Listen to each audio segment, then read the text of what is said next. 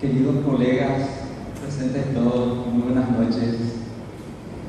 También vamos a empezar ya con un feliz día del trabajador y feliz día del maestro. Y haciendo la retrospectiva siempre que vemos que es una tarea tan difícil y crucial lo que representa la docencia, y en especial la docencia bien hecha, en donde se tenga en cuenta la integridad, el respeto, la responsabilidad. Esas son a veces cargas pesadas para un docente que quiere hacer bien las cosas.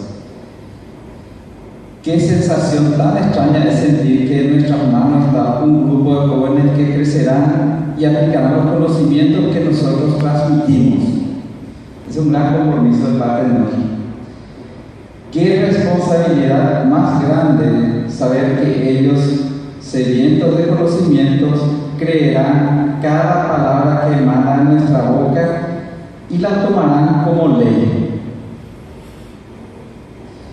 Qué responsabilidad tan grande la nuestra. Ser docente no es poca cosa. Por eso, antes de decir otras cosas, queridos colegas, muchísimas gracias por ese apoyo y por ese compromiso que toman en la Facultad Politécnica.